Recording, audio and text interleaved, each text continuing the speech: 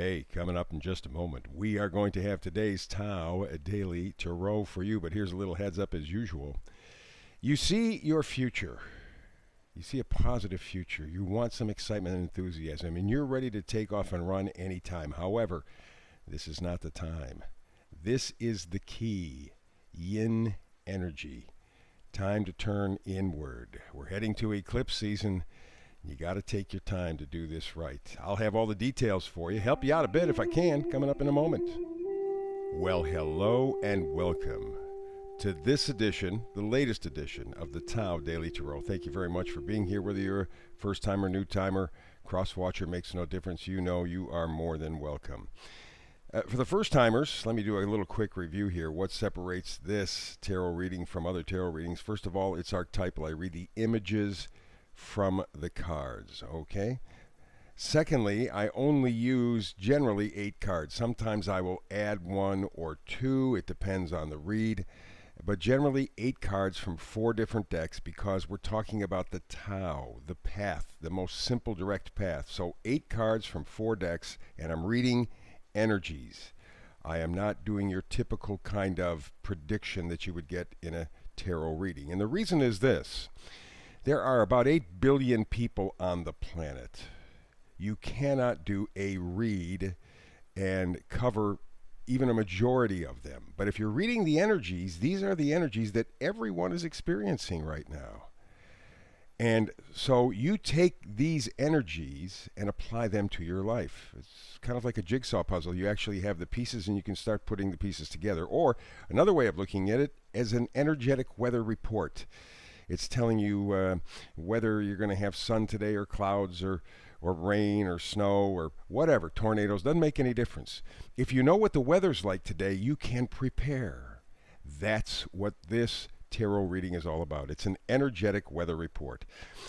So I also do something called the hyper shuffle. That is sort of a little different. It's a fun thing, not a big deal, but it's a fun thing. And I also try to do this reading in about 10 minutes, give or take a minute or two. The cards always kind of put a limit there or direct me. So sometimes it's a little longer, sometimes a little shorter, but roughly about 10 minutes because you can fit it in your life much more easily. You're busy.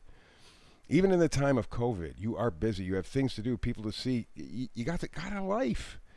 So 10 minutes you can squeeze in, either on a day-to-day basis because I do a brand new tarot read every day, 365 days a year, or you can catch up like maybe on weekends. It's easier.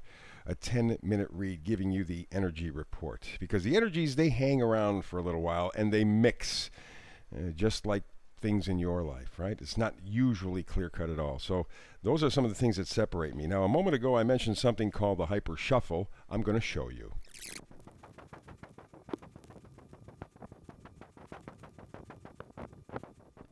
So there you go. There is the daily tarot read, huh? And a quick look at the hyper shuffle, and I do mean quick. It moves along pretty well. Let's begin today's read. We begin with the oracle card, the overall temperature in this energetic weather report. It's called Yin. Yin. And you see, of course, that little number 2 up there, right? That means cooperation, working together. 2, yin, yin, yin, yin. And it may mean working with someone else or some other group, something like that, but it could also be working with your light and dark sides. Okay, kind of combining the effort there. So let's just see what we have in the cards. Alrighty, so on the side of coming and going energy, we have the 9 of Wands. The 9 of Wands basically talks about determination, digging in. You know, I'm going to hang on to this passion, this energy, this enthusiasm. I don't know where it's going to lead because it really hasn't taken me where I would like to go, but I'm going to hang on. I'm going to fight and try to see if I can't dig up or resurrect some of that passion, some of that excitement, some of that juju in my life. The 9 of Wands. So, we're focusing on passion, but we're doing it in a yin way, which tells me maybe what we're doing is working on the inside. Here we have also in the energy of coming and going, we have the Knight of Swords. Energy coming in. Information. This is sort of like the 8 of Wands, just fast information in. Some could be a communication of some sort. You're talking to somebody. You're watching something on the television.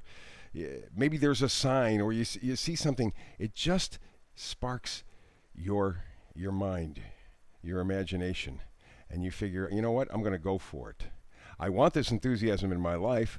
I want this idea of excitement and passion again back in my life. This might be the avenue. We'll see if we can't get more information. We're on the side now of pushing and pulling energy, and we go to the Two of Wands. The Two of Wands. This is planning. This is decisions. Which way am I going to go for this enthusiasm, this excitement, this passion back in my life again? You see him holding the globe. He's looking into the future. And he has probably two paths today because it is the Two of Wands. And the twos always indicate some sort of decision. So he has a preference for one. You see the staff in his hand. But he's also looking at the globe, thinking, imagining what his future could be like. And so he's weighing the possibilities. But without a doubt, he wants to be more connected to his life. He wants to feel plugged in. And that is the task at hand. Also, in the area of pushing and pulling energy, we have the Emperor. Okay?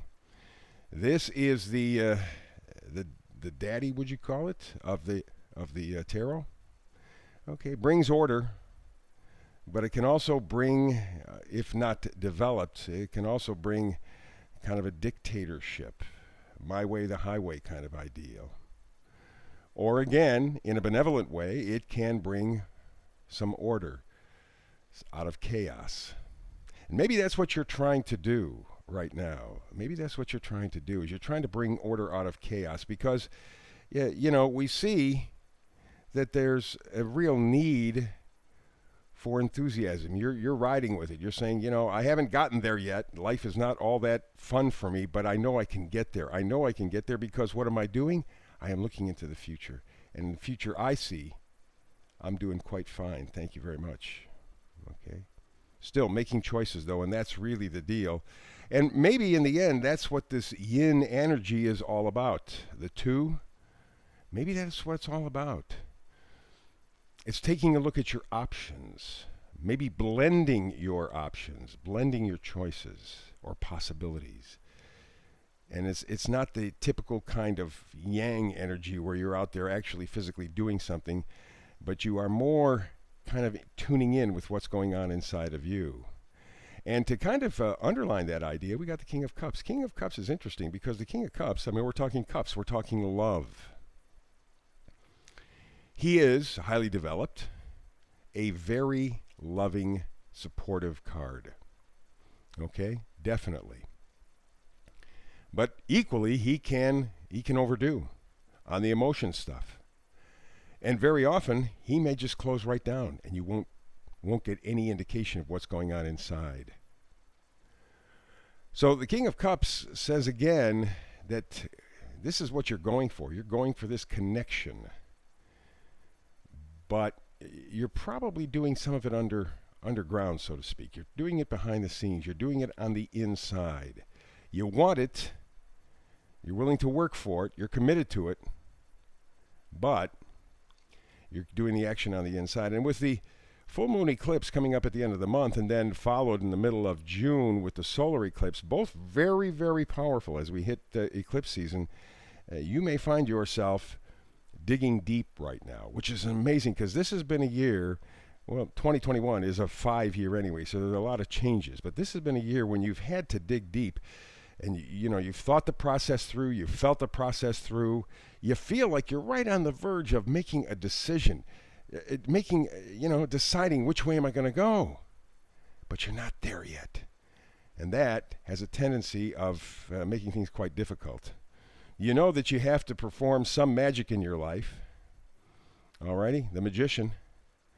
You know that you have to pull everything that you have experienced, all of your resources, mental, emotional, physical, spiritual. You have to pull them all together to be able to create this alchemy in your life.